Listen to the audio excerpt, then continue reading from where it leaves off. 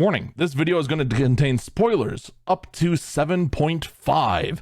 If you have not played Dawn Trail pretty much at all, you're going to want to go ahead and at least do that. Despite what a lot of people say, including myself, Dawn Trail is still worth a play. The story is fine. It just doesn't measure up to the other stories. So don't let that put you off. Please go enjoy the story and judge for yourself. Don't let me make up your mind for you. Dawn Trail presented us with a trailer that had the most amount of happy-go-lucky vibes, and then a tease that made us think there was going to be a big conflict within the Scions moving forward, all in regards to the new leader of a country.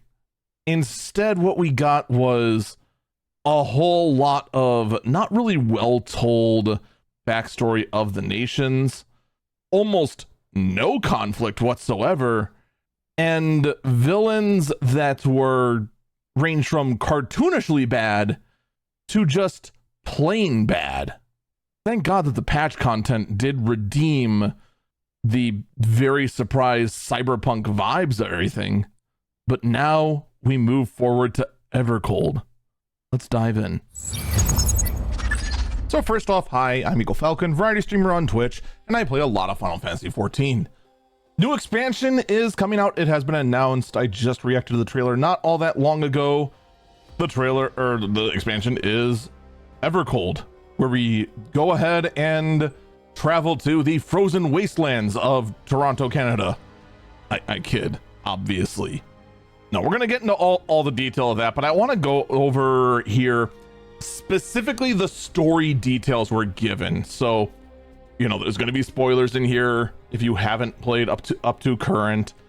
And like I said, don't let anyone else's opinion deter you from playing the expansion. It's not as good a story as others, but it's still worth playing in my opinion. But, you know, that's up to you. Only you can decide what you like. I can't. No one else should. Okay. Now, with that, we finally get a name for what we're doing right now. Okay. So since the beginning, we had what was eventually called the Zodiark and Hydaelyn saga, what the world was like when primals ruled the world, including Zodiark and Hydaelyn. Starting in Dawn Trail, we are now in what is now being called the Godless Realms saga, and I'm willing to bet they're willing to name it now because they use Dawn Trail as kind of a where do we want to go, where we want to go, and after seeing our reaction, they're like, okay, that's where we're going. And at this time, we have not gotten patch 7.5 yet, so we haven't gotten that MSQ for confirmation of a lot of things, I'm going to assume.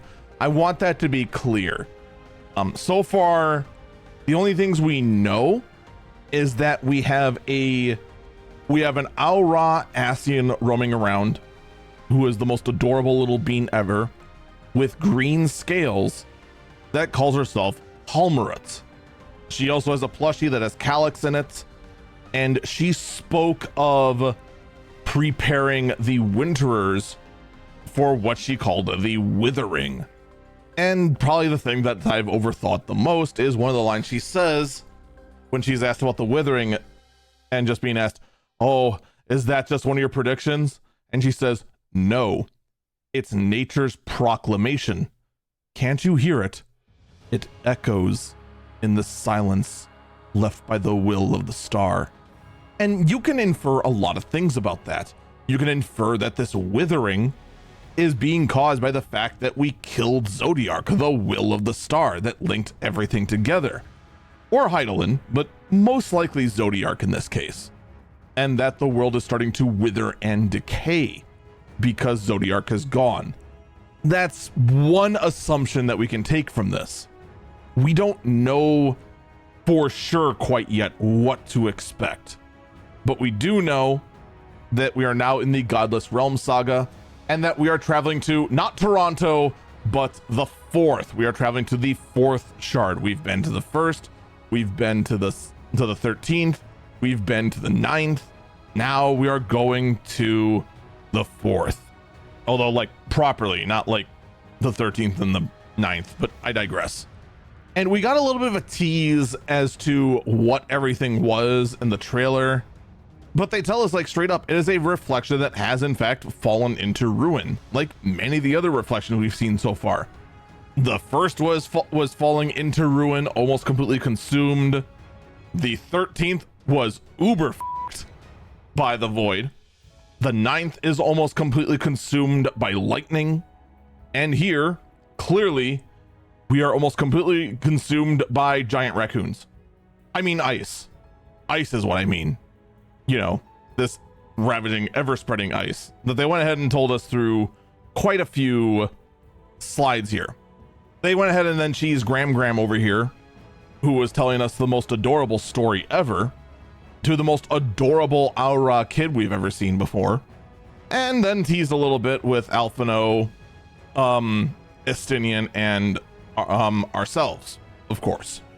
Now, the thing is with these trailers, I want to point out, is that they've historically left people out that end up being revealed as new jobs, to let those be revealed at EU FanFest and JP FanFest. Notably missing from this, take what you will, Y'shtola, Thancred, Urianger, Alice, Kryl. Like, we're missing quite a few hands. All right. So any one of those 5 could be our new job. And we already know that Meteor, our stand-in, is not one of the new jobs, because you see him at the end as a Reaper. So Reaper is going to be our flagship job. And we do know we know that any one of those remaining 5 can be any of their jobs. My prediction is probably an NPC we haven't met yet being our tank.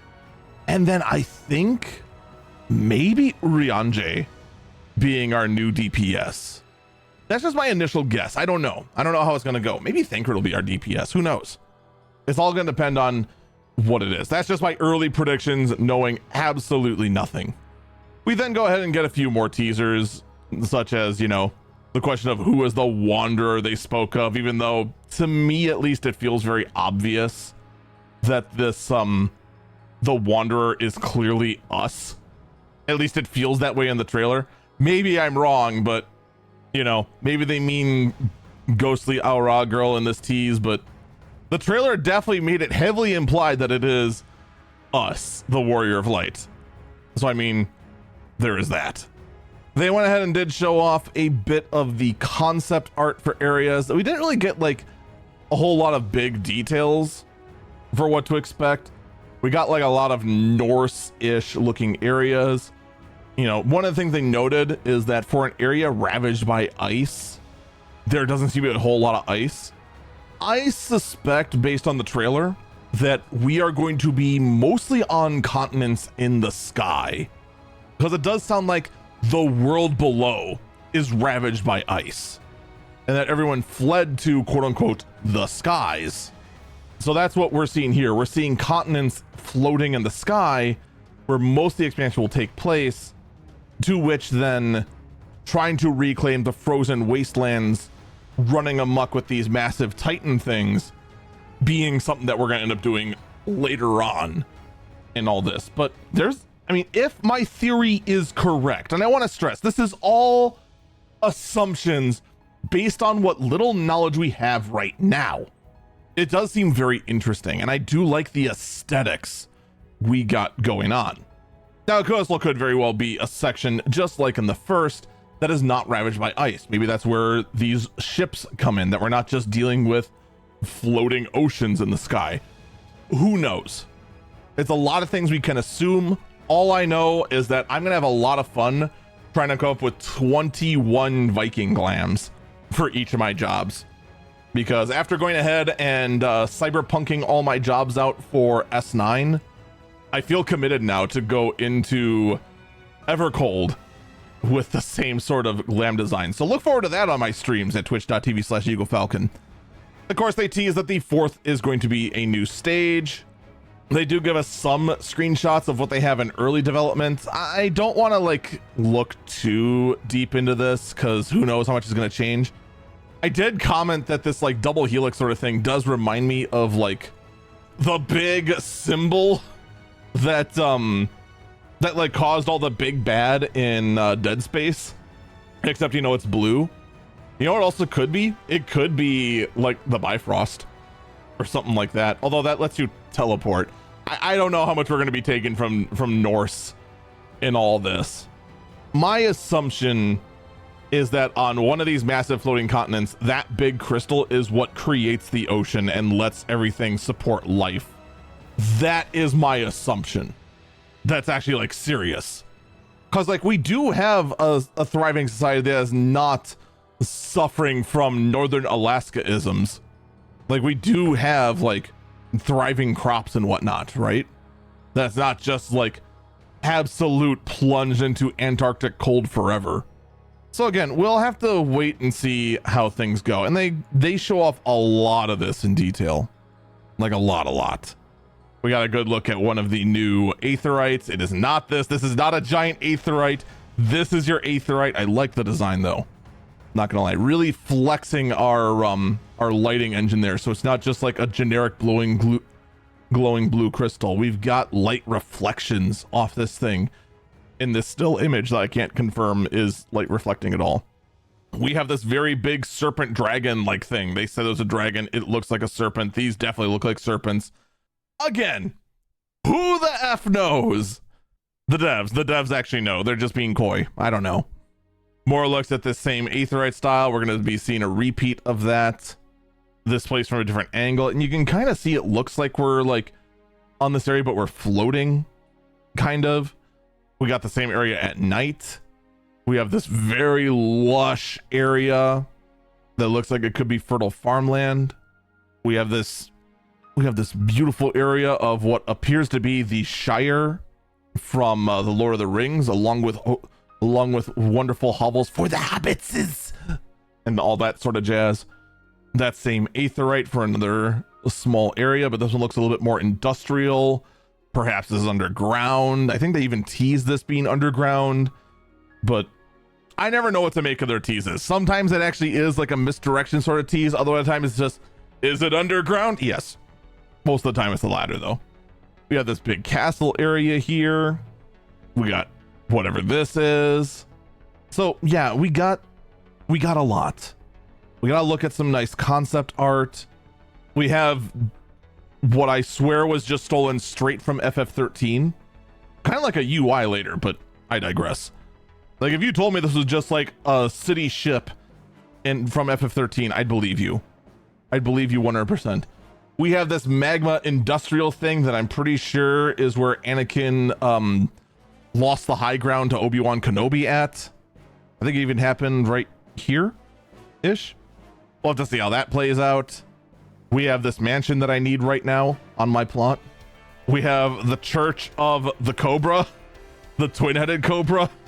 Or could this be Judgment from Guilty Gear? So I mean, like this reeks of me like big bad palace. Like we're better than you and we actually rule this world, and you trying to fix it is not wanted. We got like a new Yulemore sort of thing going on. Maybe that's the case, maybe that's not the case. I'm trying to go ahead and get vibes from a concept art building. It might not even make it to the end, who knows? I doubt it though. That looks way too sick not to use. We have a nice little hut here. The Obi-Wan Kenobi planet again. The same concept planet again. We have a look at these giant arcane giants roaming the ice. And remember, they said giants. It's not like this is going to be a one-off trial. These things are massive and everywhere, apparently. Now, they did tease that there could be some more dynamic fates. Maybe this will be a part of it. Who knows? But they look big and they look like you need more than one person to take them down. Got some concept art of some of the major cities. This probably being our main city. This being part of the same main city, part of the same main city. Possibly our raid hub here being more Fey-like. And again, I'm just like trying to glean from concept art. There's a lot that this could be. There's a lot that this can't be. What we were teased with though is what I'm going to refer to as the floof. The floof is a small cat creature with a dwarven beard. You are also going to call it the floof. Don't lie. You're going to do it. We can already see it. People are already going, oh, new playable race. It is not a playable race. Okay, we don't know that it's not a playable race, but it's not a playable race. It's going to be one of our tribal races. They're going to be used for beast tribes. I guarantee it. It just is what it is. We also even saw their home. This area that looks like, again, kind of has that like Shire meets cat tree vibes going on here. I do love the little doodles up in the corner of one of the floof just lounging about in a cat bed and another playing with a ball of yarn on a string. That is freaking adorable. But that's pretty much all we have that is MSQ related. Not a whole lot to glean from it. A lot of assumption making. I do want to stress this is a lot of assumption making. The only things we know for sure is that we're going to the 4th. It's afflicted with ice. And that's the only things we know for certain. Everything else is just assuming. They are probably correct assumptions. A good chunk of them are probably not correct assumptions. But we don't know for sure. We'll have to wait until Berlin. If you enjoy this sort of content, please give a like, please subscribe, and I hope you have a good day. Bye-bye.